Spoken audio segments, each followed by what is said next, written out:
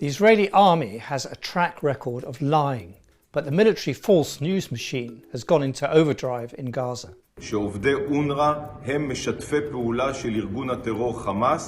UNWRA is a front for Hamas. The army has denied deliberately bombing civilians, hospitals, doctors, columns of evacuating patients. It's denied opening fire on refugees queuing up for food. It's denying starving over 2 million Palestinians to force them to leave. It's denying genocide. מי שירה על אזורי החצייה, המעבר, המסדרון הבטוח, זה לא ישראל, זה החמאס. מי שמשתמש באזרחים עזתים כמגן אנושי, זה לא ישראל, זה החמאס. מי שמתמקן בבתי חולים, בבתי ספר, במתקנים של אונר"א, של האום, זה לא ישראל, זה החמאס. ולכן האחריות שצריך להפנות לגבי פגיעה באזרחים, זה לא על ישראל, זה על החמאס. All things the world knows it is doing. So why should 17 countries instantly suspend funding to UNWRA, the one UN agency which is keeping Gazans alive, over the army's claims that Hamas has infiltrated the organization? We have extremely serious allegations against staff working for UNWRA. And it is absolutely obvious that these allegations need to be investigated seriously. So that only underscores the importance of UNWRA tackling this as quickly, as effectively, and as thoroughly as possible. Why do that before checking out those claims themselves? They lied about the 40 babies beheaded on October the 7th. They lied about serial rape. Why believe them this time? Let me preface these remarks with I never, ever believe Israeli figures. I've been in the government too long to know that the Israelis are patent liars.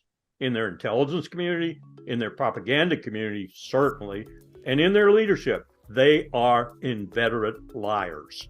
But 17 countries did just that, and the result is that UNWRA has 4 weeks left before it will have to stop operating in Gaza. UNWRA is currently giving over 100 million displaced people in Gaza shelter in 154 sites. UNWRA is by far the largest relief agency operating in this war zone. UNWRA trucks, driven by UNWRA drivers, pick up the meagre supplies Israel lets through after weeks of delay for each lorry load.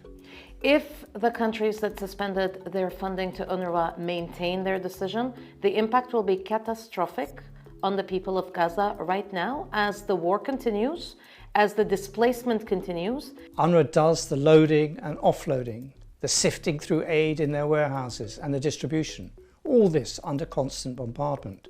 UNRWA supplies all the other UN agencies working there.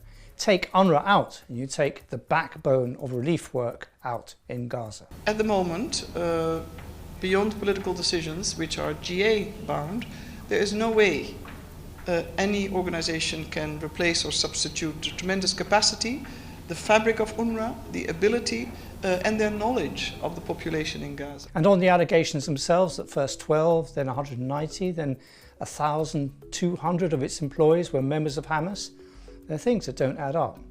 Each year, UNRWA shares lists of its employees to each host government where it works. Each government has a right to vet that list and object. UNRWA gave the list of employees in Gaza to Israel in May last year. They never got a response or an objection. UNRWA shares the full list of names of its staff in Gaza and the West Bank, including East Jerusalem, with Israel every year. So the list is known, the list of our staff is known to the government of Israel every year. Another thing bothers me. The army claimed to have uncovered a Hamas membership list on a computer in Gaza and cross-checked that with the UNRWA list. That is how they came up with the figure of 10% of UNRWA in Gaza are Hamas. But there's just one problem with that. Hamas doesn't have a membership list. Like all Islamist organizations, it's organized in cells. Secrecy is hardwired into the organization. The political bureau in Doha and Beirut had no forewarning of the October the 7th attack, which was organized by 4 leaders in Gaza. This is why Israel has little reliable intelligence about Hamas. why it was surprised by the extent of the tunnel network or the effectiveness of anti-tank rockets. So why does Israel want to collapse UNWRA?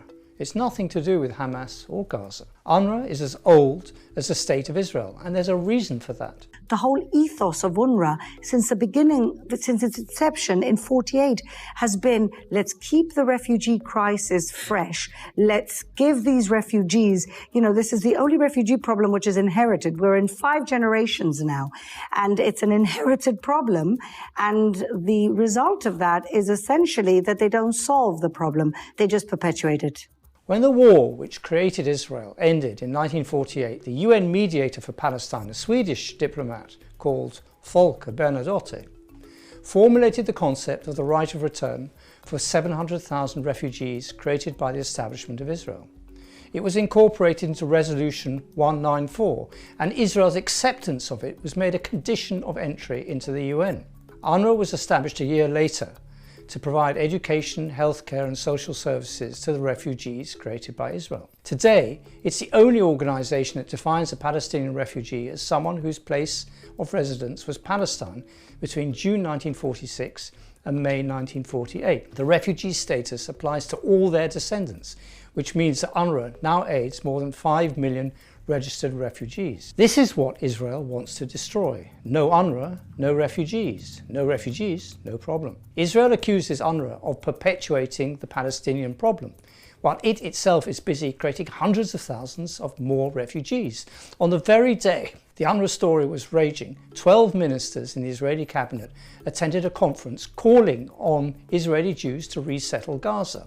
One of the founders of the movement is a convicted murderer, Uzi Shabar, who did 7 years in prison for killing 3 students in Hebron. 12 ministers of the government, including some from Likud, debated the concept of voluntary emigration. Shlomo Harki, the communications minister from Likud, tried to maintain that voluntary is at times a state you impose until they give their consent. בהחלט צריך לעודד הגירה, כמה שפחות יהיה לחץ ברצועת עזה של גורמים שנכון, הם אולי בלתי מעורבים עכשיו, אבל הם לא אוהבי ישראל ומחנכים את הילדים שלהם לטרור.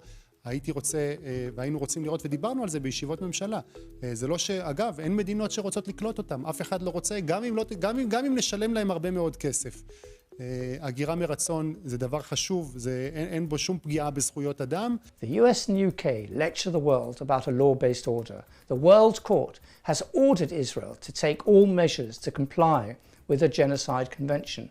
Israel's response to that binding legal order is to send 12 ministers to a conference openly calling for ethnic cleansing in Gaza. It's a US and EU policy to create a Palestinian state. It is Israel's policy to do everything in its power to prevent that from happening, creating more and more refugees and collapsing the UN organization trying to help them. They don't like to move, and they will move. They will move. The Arabs will move. Why do you say that? If you don't give, we want to have our hostages then, right? So we don't give them food, we don't give the Arabs anything.